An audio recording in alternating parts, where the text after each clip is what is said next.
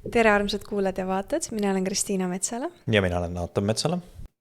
Ja see on meie podcast Vahejaam, mis räägib kristlikust elust, kristlaseks olemisest, usust ja kõigest sellest. Mulle meeldib, kuidas ja kõigest sellest on saanud meie osa introks. Täiesti, see on nagu siuke, see peab olema seal. Ja täna me räägime ühest väga põnevast teemast, aga ma tahaks kõige algusesse küsida seda, me pole ammu seda üksteiselt küsinud. Kallis, kuidas sul läinud on? Ma esitasin oma magistritöö eile öösel ära. Sellepärast läheb ka episood päeva võrra hiljem ülesse. Sest me olime nii kutud, et me ei jaksanud mõelda episoodi filmimise peale. Ja üks suur etapp on elus lõppemas ja ma väga ootan, et mis nüüd edasi saama hakkab. Ja see on olnud üks väga põnev teekond sinu elus. Mul on olnud su privileeg seal kõrval olla vaadata seda. See on väga äge. Me oleme mõlemad sellel nagu nii palju saanud sellest, et sa läksid seda teoloogiat õppima. Nii et see on nagu väike shoutout Kussile. Väga äge kool. Ja kuidas sinu nädal on läinud? Mis sinul juhtunud uut on? Minu nädal on läinud hästi. Mu naine esitas oma magistritöö ära. Et see on nagu põhi-highlight tegelikult olnud see nädal. Ja ma olen nagu hästi õnnelik selle üle kuidagi. Ja siis ma olen tööd teinud lapsega chillinud ja tööd teinud lapsega chillinud. Et see on olnud nagu väga tore. Jaa, meil käis vahepeal ju Klaus episoodis. Meil oli Klaus külas. Siis me käisime, me veel hängisime temaga ja Klaus on nii äge. Ja, ta oli nii lahe. Ta sai kohe nii inspireeritud meie podcastist, et ütles, et ta peab ka hakkama edasi tegema oma videoid. Täiega, täpselt kui juures. Ja mingi vaadake, mis ta teeb, mingi kindlasti hakkama vaatama, mis ta teeb. Ja see on lahe vaadata muide jutlusta, et me nägime seda hiljuti Peter Nordbergiga äge on vaadata siis, kui nad räägivad välismaal sellest, mis toimub Eestis. Ja see on nagu nii huvitav, seepärast, et sa saad hoopis teistsuguse perspektiivi sellest, mis tegelikult meie kogudustes siin toimub ja kuidas sellest räägitakse väljaspool meid. Ja Peter Nordberg rääkis ühes Saksa koguduses väga huvitavalt kõike seda ärkamisaega ja kõik, mis hakkab saama Eestis ja mis on juba juhtunud. Ja huvitav on see, et ma ei tea, mis meil on, kui meil tulevad välismaalt külalised, siis meil on iga kord episoodidega jama. Alati. Peter Nordbergi episood, me oleme siiamaani võlgu teile selle episoodi. Me varsti kutsume ta uuesti külla ja teeme temaga ühe episoodi, sest et need videokaadrid ja kõik asjad meil lihtsalt kadusid ära ja lihtsalt ei salvestanud. Ja Klausiga hakkas samamoodi minema ja siis lõpus kuidagi saime korda asjad. Ja siis tänu sellele meil eelmine nädal tuligi laupäeval osa välja, sest me terve reede õhtu istusime, editisime ja otsisime ja parandasime. See oli terve müriaad, aga me saime hakkama tänu Jumalale. Ja see oli selles mõttes oli nagu challenge defeated on ja yes, me võitsime. Aga vot, et sellised lood. Aga täna me tahame rääkida ühest väga erilisest ja põnevast teemast. Täna me tahaks rääkida sellisel teemal nagu kurnatud kristlusest. Mida teha, kuidas sinna jõuad, mis selle põhjused on ja nii edasi. Ja mida siis nagu edasi teha sellega, eks ole. Sest meil kõigil on elus tegelikult erinevaid perioode ja erinevaid selliseid kohti ja faase ja aegu. Ja mõnikord me oleme usust nii väsinud või me kuidagi ei jaksa isegi mõelda sellele, et kõigele sellele lisaks, mis meie elus juba toimub, on veel olemas mingisugune Jumal ja mingi usk ja mingi kõik see süke nagu kvartal või pool ka sellistes asjades. Ja see on selline hästi intensiivsete perioodide puhul on see, tuleb näiteks esile. Et aga sellest me tahakski täna natuke rääkida ja arutleda, et mis siis kõik selle juures saab. Aga ma võtaks kohe esimese küsimuse ja küsiks, Kallis, miks on uskumine vahepeal nii raske? Jaa, et mis teha, kui tahad uskuda Jumalalt, aga vahepeal tundub kõik nii hullumeelne. Loed piiblit, tundub hullumeelne, mõtled, et kuule, see on ikka imelik asi, mida me usume. Või siis lihtsalt tunned, et lihtsalt ei jaksa enam, et on inimesi, kes tulevad Jumala juurde ja alguses on kõik väga äge, väga lahe, on võtnud Jeesuse oma ellu vastu ja siis läheb paar aastat mööda, kuidagi niisugune vaimustumine jahtub maha ja järsku avastad endast asja eest, et kuule, ma ei jaksa uskuda, et kuidagi usk hakkab kõikuma ja siis hakkad selle maailma vahel niimoodi kõikuma, oled kristlane, siis elad samas ka maailmas, oled niimoodi ühe jalaga kristlane ja siis jälle kõigud, siis tuled jälle tagasi Jumala juurde võib-olla ja siis jälle hakkad kõikuma ja no mis toimub, on ju, et nagu usk kõigub ja vahepeal on nagu raske uskuda.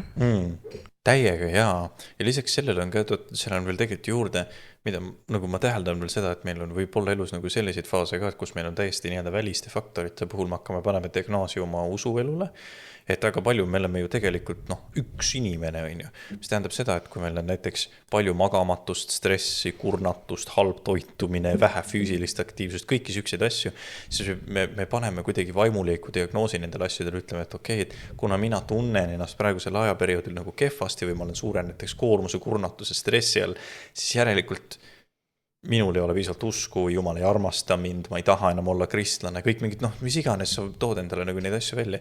Ja tegelikkuses sa peaks lihtsalt, võtma natuke rahulikult, puhkama, saama natuke nagu rahu sinna tagasi oma ellu ja siis kaardistama jälle nagu edasi, et okei, kus sa oma usuelus tegelikult oled. Sest väga tihti on, kui ongi selline kurnav periood, siis sul ei ole isegi aega võibolla mõelda selle peale, et appi ma peaks võtma aega Jumalaga, kuidas mul on suhe Jumalaga, kas ma olen kaardistanud enda usuelu, mõelnud selle peale, kus ma usuliselt praegu olen ja nii edasi, et see on nagu meil lihtsalt kaob see tähelepanu aru tänu sellele, et meil on lihtsalt nii meeletult kiire või stressirohke. Ja see on ka kindlasti üks vaenlase taktikaid, meid üle koormata, et me ei jõuaks mõelda ja tegeleda sellega, mis on nagu usuelu ja selle vajadused. Ja tead, ma juhtusin vaatama ühte sellist YouTube'is ühte ägedat pereisa, kes teeb vloge oma perega ja siis ta jagas seal oma lugu, et miks ta ei ole enam kristlane, et tema ja ta naine kasvasid üles kristlikus koguduses ja enam nad kumbki ei ole kristlased. Ja nad nagu kirjeldasid ühte sellist huvitavat mõistet nagu kristlik või siis kristluse surve, the pressure of Christianity, selline kristlik surve ja üks asi on siis nagu kristlaseks saada, teine asi on kristlaseks jääda ja võib tekkida surve, et nüüd sa said kristlaseks, aga nüüd ma pean hakkama nagu midagi tegema selleks, et ka jääda kristlaseks, piiblit lugema, palvetama, tekib surve selles osas, et sa peaks teadma ja aru saama ju seda, mida sa usud, aga kui sa aru saad, nüüd tekib surve, et sa pead hakkama ju seda ka välja kuulutama, sa pead hakkama evangeliseerima. Ja võib-olla tekib surve, et ma ei tea, millal ma hakkan keeltes rääkima, millal hakkab Jumal mind kasutama, et teisi inimesi tervendada, millal hakkavad mingid imeteod juhtuma, et kui palju usku mul peab nüüd selleks olema, et seda kõike saavutada. Ja võib-olla surve ka tekib kõige enamalt selles osas, et millal ma ometi hakkan elama ja käituma nii nagu Jeesus, elama seda puhast ja patuvaba elu. Et millal ma jõuan selleni, et ma nüüd saan patust vabaks lõpuks ometi. Ja tõesti võib olla see surve, aga tihti see surve on siis, kui me oleme nii keskendunud iseendale. Ja selles mõttes, et me hakkame nagu enda üle kohut mõistma, et me nokime nagu viimase peal enda kallal ja fookus ei ole enam sellele, et Jeesus, las ma lihtsalt tulen sinu ette, vaid fookus on sellele, et appi ma olen nii must ja patune ja ma ei saa tulla enne Jeesuse ette, kui ma ei ole täiesti puhtaks nühkinud ennast. Aga see puhtaks saamine ei ole põhjus, vaid see on tagajärg. Ja selline surve võib tähendada ka seda, et sa teenid Jumala armastust välja. Et mida rohkem ma piiblit loen, mida rohkem ma käin kristlikel üritustel ja teenistustel, mida rohkem ma palvetan, paastun, seda rohkem peab ju Jumal mind ka armastama. Seda rohkem ligi ta peab ju ka olema. Et seda ju Jumal tahab minult, aga Jumal tahab sind enne kõike. Ja sellepärast ta surigi, et ta tahab sind ja ta on juba sind ette ära armastanud. Ta on sind ema üsas loonud ja ta armastab sind. Ja Jumal ei oota, kuni inimesed ärkavad hommikul ülesse ja siis hakkab mõõtma nüüd inimesi, et sina täna hommikul piiblit ei lugenud, selge, sina täna ligiolu ei saa. Sina lugesid 10 minutit vähem piiblit kui eile. No, siin on juba distsipliini probleem, selge, nüüd ma võtan 40% oma ligioluse juurest ära. Need asjad ei käi niimoodi. Et need on väga tihti meie enda emotsioonid, mille läbi me tõlgendame Jumala ligiolu ja seda, kas Jumal on pahane meie peale või ei ole pahane. Või kas ta on rahul meiega või ei ole. Need on väga tihti emotsioonid, mida sa ka välja tõid, võivad sõltuda sellest, et kas meil on lihtsalt stressirohke aeg, oleme me maganud, oleme me söönud võib-olla liiga palju rämpstoitu ja magusat, mis meie insuliinitaset kehas tõstab ja selle läbi ka meie hormoonid möllavad kehas, on ju. Me peame aru saama, et kõige suurim armastuse tegu on juba tehtud ja tänu sellele on meil ka võimalus lihtsalt tulla Jumala ette nii, nagu me oleme ja öelda, et siin ma olen, lähme koos edasi ja me paneme selle fookuse mujale, et jällegi, et me ei teeni välja Jumala armastust, me ei tee ise ennast puhtaks, mida meie saame teha on tulla lihtsalt Jumala juurde. teha see otsus iga päev Jumala kasuks, avada piibel, palvetada, ülistada, erinevad vaimsed praktikad, panna elu vundamendiks see suhe Jumalaga ja siis tema puhastab meid. Mitte nii, et meie üritame elu eest teenida armastust välja või iseennast puhtaks nühkida. Me peame aru saama, et me ei muutu siin maailmas üliinimesteks. Meie eesmärk ei ole muutuda selliseks helendavaks pühaks olevuseks siin maailmas, vaid meie eesmärk on otsustada iga päev Jumala kasuks, keerata oma silmad Jumala poole. Ja Johannese 3:17 ütleb ka, et Jumal ei ole läkitanud oma poega maailma, et ta kohut mõistaks maailma üle, vaid et maailm tema läbi päästetakse. Ehk me peame lõpetama selle, et me kogu aeg nokiks enda kallal ja lihtsalt pöörama ennast Jeesuse poole. Aamen, 100% nõus. Ma loen siia juurde kohe, mida Matteuse evangeeliumist Jeesus ütles, üks väga asja, ta ütles Matteuse 11 peatükis, ütles, et tulge minu juurde kõik, kes te olete vaevatud ja koormatud ja ma annan teile hingamise. Võtke enda peale minu ikke ja õppige minult, sest mina olen tasane ja südamelt alandlik ja te leiate hingamise oma hingedele, sest minu ikke on hea ja minu koorem on kerge. See on ju nii ilus selles mõttes, et Jeesus ütleb, et tulge minu juurde, ma annan teile rahu. Ja me nii tihti ju meie oleme vaevatud ja koormatud ja me oleme nii täis stressi ja enda kohtumõistmist ja kõike. Jeesus ütlebki, tule minu juurde, ma ladestan selle kõik ära, eks ole. Lisaks sellele veel meil on nagu väga tihti süke tüüpiline probleem, et meil võib tekkida selline religioosse vormistuse üleküllus, kes on näiteks trenni teinud või muusikat harjutanud, mida iganes, sükest perioodiliselt pikalt tunneb selle kindlasti ära. Sa ei taha iga päev trenni teha. Nagu kui sa oled mingi 3 aastat teinud trenni, on ju, sul ei ole sellist tunnet, et jälle jõuksi, on ju. Kirik ei ole kuidagi teistsugune selles osas. Et nii mõnigi kord tekib see tunne, et jälle kirikusse, on ju. Aga jälle, nii nagu ma lugesin Matteuse evangeeliumist, tegelikult Jeesus alati lubab, et tema värskendab meid. Nii kui me lähme kirikusse selle eelduse ootusega, avatud ootusega, et kuule, täna Jumalal on midagi ägedat minu jaoks valmis pandud ja Jumal, ma tahan minna vaadata, kuulata ja aru saada sellest, mida Jumal täna tahab mulle öelda. Siis kindlasti sa saad kastetud ja värskendatud, ja su koorem saab kergendatud. Aga meil võib see vormistus nii üle visata, et me nagu mõtleme, et see on nii tsükliline, see on nii korduv, ma ei taha minna. Ja kui sa sellesse kibestumisesse veel nagu kinni jääd või sellesse mõttelaadi, et kinni, see tõrjub sind eemale kirikust ja lõpuks see tõrjub sind eemale usust ka. Nii et nii mõnigi kord sul tuleb kahtepidiselt, üks on see, et sa lähed õige ootuse ja eeldusega kirikusse, aga teistpidi, et sa ka nagu maandad selle stressi kuskile mujale ära ka. Sa võtad natuke aega, et nagu Klaus eelmises osas meil ütles nii kenasti, teha rõõmu oma hingele. Ja see tähendab vahete vahel, et sa lähed trenni, sa lähed jalutama, sa vaatad mingit filmi, sa tunned ennast elus hästi. See paneb sulle, lihtsalt see võtab sul stressi vähemaks ja sul on lihtsalt niivõrd palju lihtsam opereerida, sest sa oled üleüldiselt nagu rõõmsam inimene. Nii et ma nagu soovitaks täpselt nagu Klaus ütles, tunne rõõmu elust, see aitab. Nagu ma korra alguses ka mainisin seda, et vahepeal sa loed piiblit ja see võib tunduda hullumeelne, nagu mõned lood piiblis. Et mida selles olukorras teha? See on väga hea küsimus. Ma alustan kohe selle ühe looga, sest et mul on reaalselt üks väga hea kogemus, täpselt selline. Üks minu tuttavatest tuli usu juurde ja küsis mult üks päev, et kuule, et mida teha, see oli aastaid tagasi, et mida nagu, kuidas ma peaks alustama oma usuteekonda. Ja ma soovitasin talle täpselt õigeid vaimseid praktikaid, et käi kirikus, palveta ja võta ja loe piiblit iga päev natukene. Aga ta oli veel usus siuke, alustav, ütleks niipidi. Ja siis ta võttis oma piibli, ta ei olnud veel isegi päästepalvet teinud, aga ta oli nagu teel niimoodi Jumala poole. Siis ta tõmbas oma piibli lahti, seal oli Kuningate raamatu 19. peatüki lugu, mille ta läbi luges. Ja see on see lugu, kus mees rändab ühe Benjamini suguharu juurde, proovib seal öömaja leida ja siis tulevad seal linnas, tulevad mehed, kes üritavad teda ära vägistada. Ja siis ta ütleb, et ei, et ärge mind vägistage, et näed, siin on mu naine, võtke hoopis tema. Ja siis need mehed vägistavad ta surnuks, siis ta selle peale lõikab selle naise tükkideks, saadab kõikidele teisele Iisraeli suguharudele nagu oma tükeldatud naise. Ja nagu ta lõpetas lugemise seal. Ja siis ta kirjutas mulle ja küsis, et mis asi see veel on? ja, ja siis sa oledki silmitsi sellega, et keegi väga värske usus esimese asjana leiab sellise loo üles, on ju. Ja ma siis talle seletasin, ma lugesin ise ka rahulikult selle peatüki läbi, lugesin natuke eelnevalt, natuke peale ka ja sain aru, et siit joonistub välja üks väga palju suurem pilt ja see väga palju suurem pilt selle sama loo juures oligi see, et näed, et sealt tegelikult edasi need suguharud tulid veel kokku omavahel ja läksid sinna Benjamini suguharu juurde, sest Iisraelis oli 12 suguharu, nii et need ülejäänud 11 tulid kokku oma sõjavägede, läksid Benjamini suguharu juurde ja tapsid kõik mehed ära, sest nad ütlesid, et teie suguharu mehed on täiesti ära pööranud, kui nad sükseid asju nõuavad ja tahavad teha, jätsid ainult naised ja lapsed alles, et saaks uus generatsioon peale kasvada, kes on tegelikult jumala kartlikud.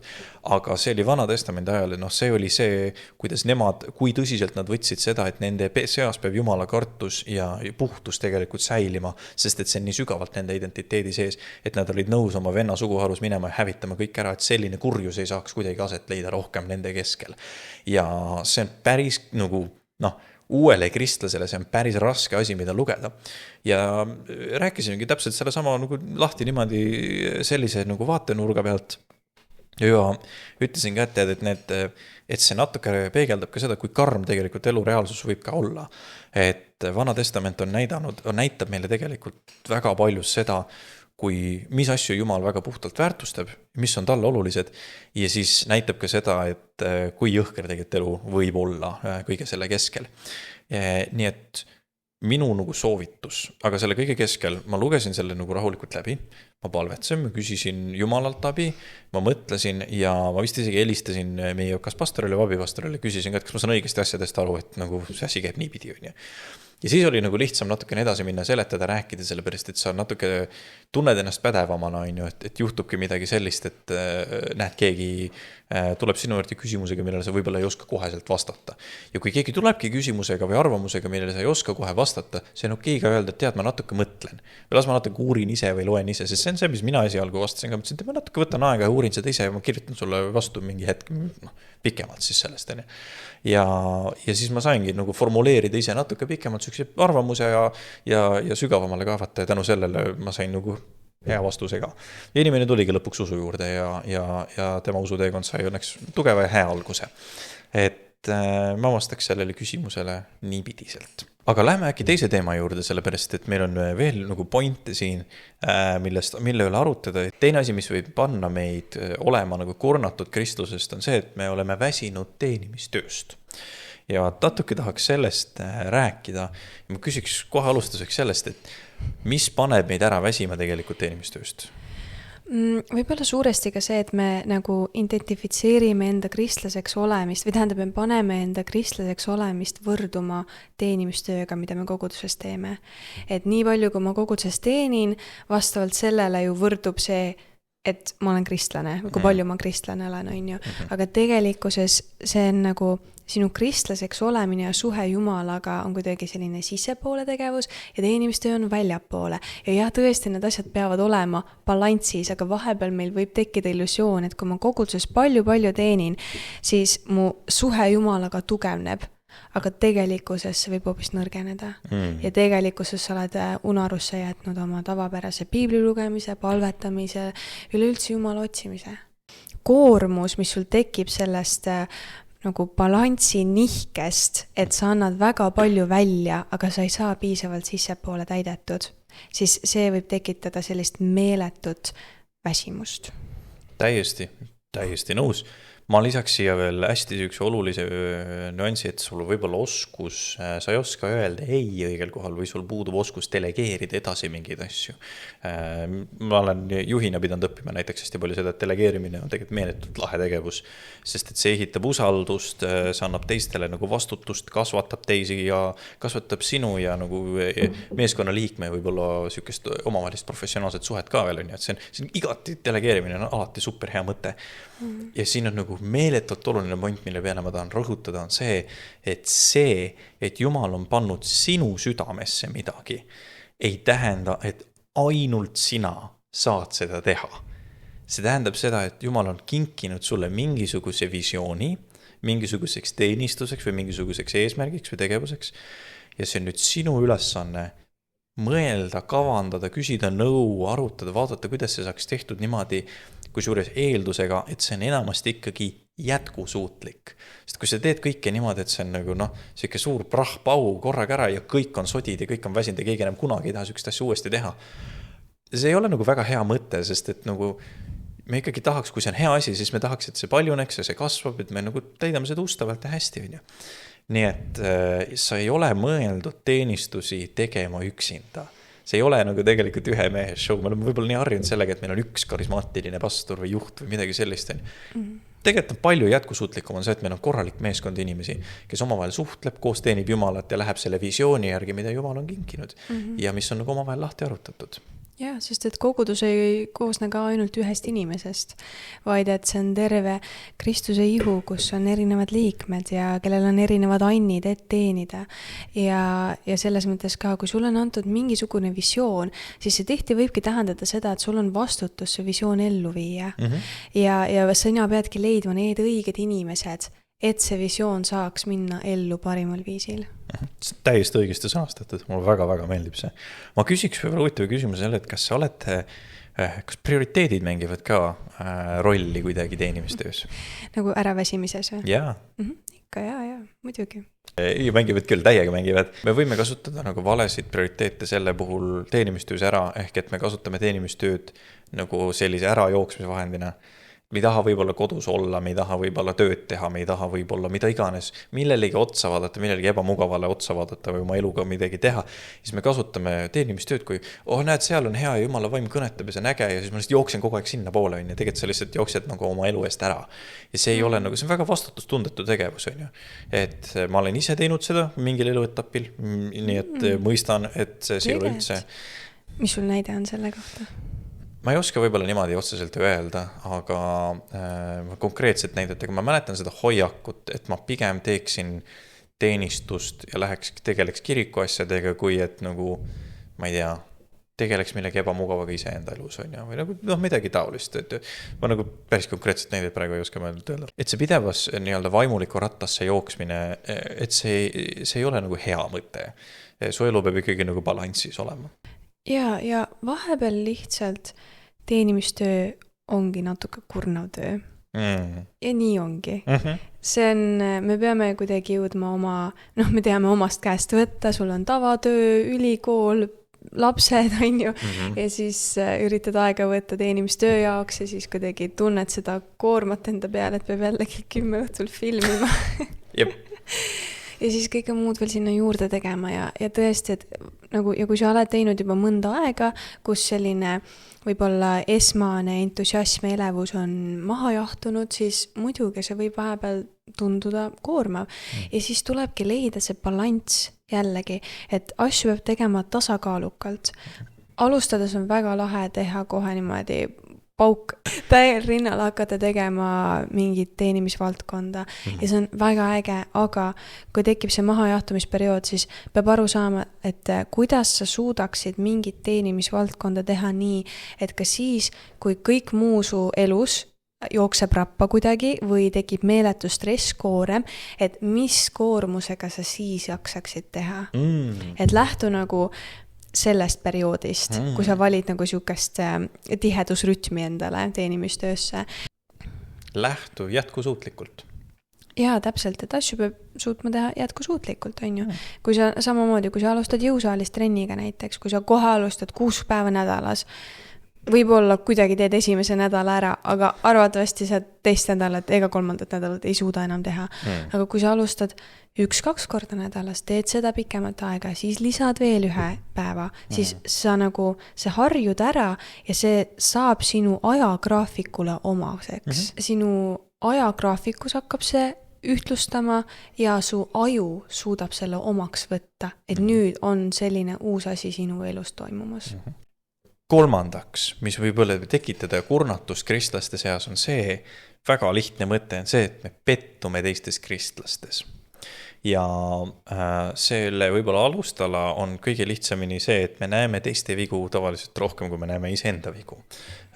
Jeesus hoiatas meid isegi selle eest ja ta ütles meile Matteuse 7. peatükis, ütles niimoodi, et aga miks sa näed pindu oma venna silmas, palki iseeneses silmas, aga ei märka? Või kuidas sa võid oma vennale öelda, lase ma tõmban pinnu su silmast välja ja näe, sul endal on silmas palk. See silmakirjatseja tõmba esmalt palk oma silmast välja ja siis sa näed pindu oma venna silmast välja tõmmata. Millest tekib pettumine meil teistes kristlastes? Ma arvan, et see pettumine kristlastes läheb väga palju ka niisuguse koguduse valuga kokku, see church hurt on inglise keeles selline termin, et ja see võibki tekkida sellest, et sul tekivad mingisugused konfliktid või sa saad haiget teiste kristlaste poolt ja see tekitab sul sellise tunde, et sa ei taha minna kas kogudusse või võib-olla sa ei taha üldse enam kristliku maailmaga ennast kuidagi seostada, on ju. Koguduste inimeste seas on tõesti päris palju hukkamõistu kahjuks, et eriti inimeste suhtes, kes alles otsivad oma teed kogudusse, kes võib-olla ei näe välja nii kristlikud või ei kanna nii korrektseid riideid või on tatoveeritud või kuidagi sõnapruuk on mitte kohalik kiriku jaoks ja ka inimesed, kes otsivad oma teed. Ja ma mäletan, et mu enda sõbranna, kes käis ühes koguduses ja ta läks niimoodi uurima ka natukene teisi kogudusi ja sattus Jehoova tunnistajate juurde ja käiski seal nagu päris pikemat aega, aga ta mõtles, et okei, et ta tahaks ikkagi ühe võimaluse anda ka oma kogudusele, et ikkagi läheb korra sinna tagasi ja siis läks sinna alfa kursusele ja tegi nagu omapoolse püüde, et okei, ta ikkagi tahaks, et ta oli ka kuidagi natukene haiget saanud oma kogudusest, aga ta ikkagi leidis, et okei, et ma annan veel viimase võimaluse, et tulla nagu oma kogudusse. Ja siis ta läks sinna kogudusse ja ta sai ainult sõimata, teda sõimati väga rõvedate nimedega, lihtsalt sellepärast, et ta käis Jehoova tunnistajate juures ka. Ja ta oli otsingul, ta oli otsimas oma kohta, oma teed, mida ta täpselt usub ja teda sõimati ja põhimõtteliselt teda pandi väga vastikult tundma. Ta ei ole oma valikute tuttu teretulnud sinna ja tema jaoks oligi viimane piisk ja ta läks Jehoova tunnistajate juurde edasi, on ju. Ja nüüd paraku ei ole enam koguduses üldse, on ju. Aga et selline nagu valu, mis võib teiste kristlaste poolt, et võib-olla kuidagi kui sa saad kristlaseks, siis sa eeldad näha inimestes seda jeesuselikku käitumist, on ju. Aga nagu ma enne ütlesin ka, et me ei muutu kuidagi üliinimesteks või kuidagi helendatavateks pimedas, on ju. Vaid et inimesed jäävad ikka inimesteks ja me oleme ikka vigadega ja kindlasti meil on vaja väga palju armu üksteise suhtes. Aga võib-olla et see nagu kristlikus keskkonnas võib-olla eeldatakse rohkem seda, et nüüd ollakse nagu üdinisti armastavad ja rõõmsad ja absoluutselt ei ole tagarääkimist ega silmakirjalikkust ega mitte midagi sellist. Ja kui selline asi tekib, siis see kuidagi tabab veel sügavamalt ja veel valusamalt südamesse kui näiteks ilmalikus keskkonnas. 100%. Ma just hiljuti rääkisin ühe koguduse inimesega, kes rääkis mulle just täpselt sellise loo, et ta oli haiget saanud ühe vaimuliku poolt ja siis juba aastaid tagasi siis ta läks ütles seda nüüd lõpuks ütles sellele vaimulikule ja see vaimulik vaatas talle otsa, ta oli nagu täiesti nagu üllatunud sellest. Siis ta ütles, et mis mõttes, et ma isegi ei teadnud, et ma nagu midagi nagu kuidagi, et sina haiget sellest said, on ju. Ja vabandas, palvetasid ja kohe inimese seest kadus kuidagi see koorem ära, on ju. Ja said rõõmuga ja rahuga edasi minna. Ja vaata, see on inimeste vahelistes suhetes sükseid asju juhtub. Ja ma tahan nagu rõhutada sellele juurde ka, et kui sul on kirikus nagu tehtud liiga, räägi sellest vaimulikuga või oma juhiga. Too see esile, ära lase sellest nagu, ära kanna seda valu enda sees ja ära lase sellel hapneda enda sees, vaid proovi see nagu rahu lepitada ja kuidagi niimoodi edasi liikuda, et ka sina saad rõõmu ja rahuga olla koguduses seest. Sest tegelikult, kui mitte miski muu ei aita, ja sa ei saa rahu ja sul on ainult valus koguduses, siis nagu ma tahan ka seda öelda, et sa ei ole kohusetundist nagu kohustatud minema sinna kirikusse, kui sul on ainult valus ja sa oled proovinud rahu teha ja sa ei saa. Jumal ei eelda, et sa lihtsalt käid ja nühid pinki ja ei kannata. Kui ta just ei ütle sulle, et oota natuke kannatlikult veel, kohe varsti tuleb mingi muutus. Kui Jumal ise sulle ütleb sellised, see on teine väsi, eks ole, aga jah, mine ikkagi sinna, kus sul on rahu. Sul peab olema ka inimesena õigus olla rõõmus ja rahulik kirikus, eks ole. Nii et seda church hurti või seda nagu valu kirikus, seda tasub maha panna, aga sa ei pea seda meeletult kannatama ka, on nagu see, millele me üritan nagu võib-olla rõhutada. Lisaks sellele, me näeme tegelikult seda väga palju, eriti nagu kristlaste seas. Eestis on veel hästi sellega võrreldes välismaal, aga me näeme seda ikkagi. tihtipeale suurimad kristlaste kriitikud on teised kristlased ise. Sest et meil on nagu kipub olema see, et me teame nii hästi täpselt, kuidas asjad peavad käima ja kuidas mingi asi tegelikult on. Ja see võib olla nagu väga valus laks ja et selles osas see võib lihtsalt väga palju haiget teha. Lisaks sellele on see, et meil koguduses võib olla nagu ajendatud erinevaid asju, mis nagu paneb koguduse liikmete vahele sellise nagu tüli, et seal on nii nokkimist, tülitsemist, silmakirjalikust, aga väga palju, mida me oleme ka näinud, on see, et võib olla meeletuks pinnuks koguduste vahelistes suhetes kadedus. Ja mööda rääkimine on üks asi, see on siis, kui keegi me tahtmata paneme midagi nagu valesti. Teine siin see, et kui sa nagu tahtlikult lähed, et ütled kellelegi või sa oled kuidagi kadeduses motiveeritud. Ja ma arvan, et me kõik oleme mingil hetkel olnud kadedad. Mina olen küll mõelnud, et miks tema saab teha teenistust või minna ja teha ja miks temal on nagu nii ja naa ja mõelnud, et kas ma ise ei ole piisavalt vaimulik või kas ma ei tee mingeid asju õigesti, kas ma olen liiga vähe palvetanud, et mina ei saa mingit võimalust näiteks. Aga tegelikult ma lõpuks ütleme, et sa pead õppima nagu maha rahunema nendes asjades ja aru saama sellest, et Jumal ei mõõda sind selliste asjade pidi. Et see, et üks või teine võimalus tuleb või läheb, ei ole kuidagi mõõdupuu sinu vaimulikkusest. See on lihtsalt elu ja tasub lihtsalt olla ustav, tasub minna rahulikult oma teed edasi ja ka sinule tekivad õiged võimalused. Räägiks hea meelega natuke rohkem sellest koguduslikust valust, me rääksime pettumustest kristlastest, kuidas ja miks me võime pettuda kristlastest, aga fokusseeriks veidike selle peale, kuidas see koguduse valu või church hurt võib tegelikult mõjutada ja mürgitada meie perspektiivi kristlusest. Ja. Esiteks peab ütlema, et mitte ükski kogudus ei ole perfektne. Kui käid kuskil koguduses, siis kui sa oled koguduse liige, oled väga tuttav kogudusega, siis sa näed kõige rohkem neid puudujääke. Et ma ei tea, meie koguduses samamoodi on ju, meie näeme oma koguduse puudujääke, kes kõrvalt vaatab, nii äge kogudus on ju. Et see ongi niimoodi ja ma ütlen, et siin ei ole niimoodi, et muru oleks teisel pool rohelisem, sest et igas koguduses on mingisugused omad probleemid, omad murekohad. Kui sa mõtled, et koguduse vahetamine aitab kuidagi, et nüüd mu kõik probleemid lakkavad olemast ja nüüd on mingi perfektne kogudus on ja siis väga kiiresti avastad, et ka seal on omad probleemid, ka siin on murekohad on ju. Et tead, kui meil on mingisugused nagu valumomendid koguduses või mingid pettumused, siis mul on üks soovitus, kui see ei ole selline laastav või hävitav, siis ma väga soovitan tegelikult, et vaadata otsa sellele pettumusele ja hakata tegelema probleemidega, sest et koguduse vahetamine on lihtsalt probleemi eest ära jooksmine ja need probleemid tulevad uuesti esile ja varem või hiljem sa pead silmitsi seisma nende asjadega. Ja probleemid koguduses sees ja suhete vahel ei ole kuidagi uudsed teemad. Need olid juba algkoguduse ajal, kui me loeme näiteks Pauluse kirju, on ju, kuidas Paulus väljendab seal erinevaid probleeme koguduses ja suhete vahel ja nii edasi. Ja see kogudusest nagu haiget saamine, see võib olla seotud nii õpetuslike küsimustega, mis võivad väärastada meie arusaama Jumalast, on ju, ja kristlusest üleüldse ja siis ka inimestega, nagu me juba enne mainisime, on ju. Kogetakse silmakirjalikkust ja võib-olla valu või sükest ülbet suhtumist, on ju. Aga siiski kogudus on nii oluline, see on Kristuse ihu, nii nagu ütleb meile Kolossa 1.18 ja see on Jeesuse pruut, nagu ütleb Efeslastele 5. peatükk. Ja siinkohal on oluline ka mõista, et see ei ole kogudus, mis sulle haiget tegi, vaid väga väike osa kristlaskonnast, väga väike inimeste grupp ja nende arusaamad, mis võisid haiget teha ja see ei defineeri kõiki kristlaseid ega ka mingeid denominatsioone üleüldiselt. See on nii õige point, mis sa just välja tõid.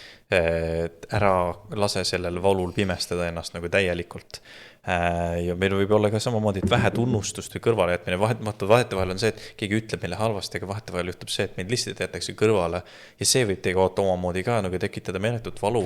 Olen rääkinud inimestega, olen ise kogenud ka täpselt samamoodi sellist probleemi, aga üleüldiselt haiget saamise puhul on hästi oluline vaadata ka see, et kus sulle tehti nagu tegelikult tahtlikult liiga. Ja see on oluline asi, mida nagu nüüd küsida, sellepärast, et kui sulle keegi pahatahtlikult nagu lähenes, ütles, et sina igavene selline tollane, no sellega sul tuleb tegeleda ja selle suhtega tuleb tegeleda ja vaadata ja kirikus rääkida. Aga kui see oli kogemata, äkki sa suudad andestada ja nagu lahti lasta edasi liikuda, sest see on nüüd sinu osa aru saada ka, et keegi ei olnud pahatahtlik sinu suhtes. Ja meil on nii palju inimesi suhtlemist, et selliseid asju juhtub kogu aeg ja me teeme valedel eeldustel, teeme kogu aeg mingeid valesid valikuid vahetevahel. Me kõik oleme teinud seda ja pidevalt elus eksime nendes asjades. Ülihea näide oli näiteks meie enda teenistus. Me tegime noortetööd ju väga palju, mitmeid aastaid, sina tegid 8 aastat ja mina mingi 3. Ja kui me saime lapse, siis ülla natukene nagu raske on teha seda nagu noortetööd lapse kõrvalt, eks ole. Mis tähendab, et me andsime seda nagu järgmisele seltskonnale edasi ja jumal õnnistas seda, neil läheb väga hästi. Aga sellega seoses me pidime ütlema oma vaimulikele mingi hetkel välja, et kuulge, et see, et me nagu süstemaatiliselt iga nädal ei jaksa seda teenistust teha, ei tähenda, et me ei tahaks üldse teenida koguduses või kuidagi osa olla nendest asjadest. Ja siis meie pastorid ütlesid, et me ei olnud nagu kutsunud või pakkunud mingit võimalust teenida, sellepärast, et me eeldasime, et te olete lapse ja elu ja kõige muuga nagu niivõrd hõivatud. Ja nüüd oligi see nagu variant, et me võime öelda, võtta sellise vale eelduse ja solvuda, öelda, minge tee ka sinna, te jätsite meid kõrvale, meie niimoodi ei mängi. Mõttetu ju. Ma ütlen, et ma ei ole hullu midagi, tead, lähme edasi, me saame aru, loomulikult lapse kasvatamine ongi palju tööd ja palju stressi, sa ei saa eeldadagi inimestest liiga palju panust, aga alati näed, ma ütlesin, et aga te võite lihtsalt järgmine küsida ja kui me ei saa või me ei jaksa või me ei taha, me ütleme. Ja nüüd meil ongi selline kokkulepe, et iga natuks aega, et keegi pakub midagi, siis me arutame ja vaatame, mis koha peal me oma keskel oleme, kas me jaksame mingit teenistust teha või me ei taha ja siis me vastavalt kas võtame või ei võta. Aga näed, rahulik läbirääkimine. Ja kõik sai nagu korda, ometigi, et oli vale eeldus. Selliseid asju lihtsalt juhtub, see on paratamatu. Ja, sest et nii lihtne on näha kuidagi neid olukordi hästi iseenda keskselt. Et kuidas mina neid asju tõlgendasin, kuidas mina nüüd läbi elasin, seda kogesin, ja aga meil on võib-olla vahepeal raske lihtsalt võtta korra nagu eraldada ennast sellest ja vaadata nagu suuremat pilti, et mis siin nüüd juhtus, Et selliseid asju juhtub ja ma väga soovitan hakata nagu vaatama otsa nendele probleemidele või konfliktidele, mis tekivad, sest et tegelikkuses võib-olla see lahendus on nii palju lihtsam ja tegelikult saaks ära vältida nii palju probleeme ja valu, mis võib-olla olid lihtsalt nagu vale arusaamised või vale järeldamised. Täpselt. Ja vaata see vale eelduste konflikt on ka see, et keegi läheneb meile vale eeldusega ja siis meiepoolne vale eeldus väga tihti on see, et me eeldame, et ta tuli pahatahtlikult, mitte eksliku arvamusega.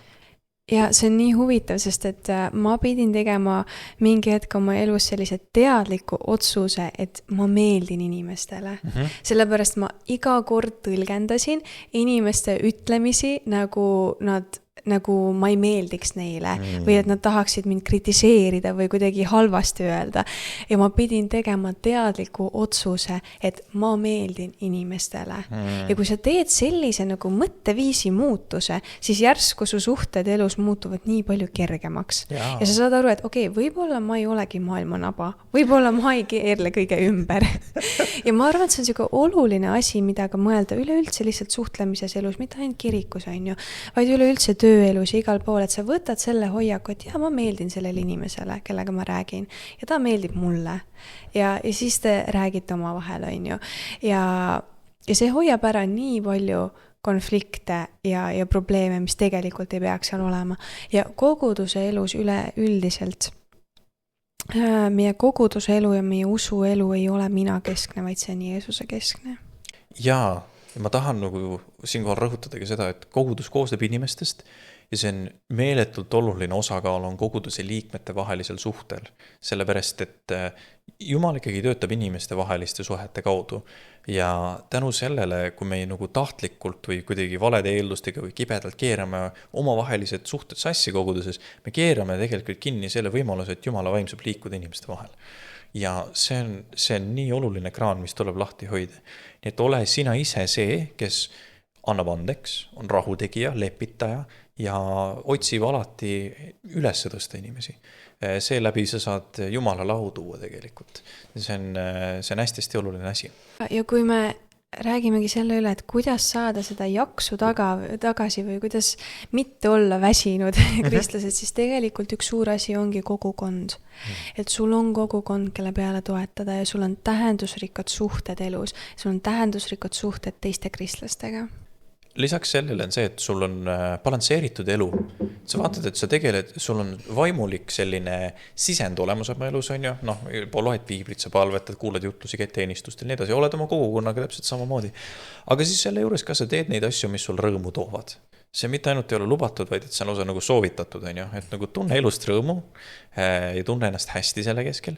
Ja vaata, et su muu elu nagu afäärid või nagu sfäärid oleksid paigas.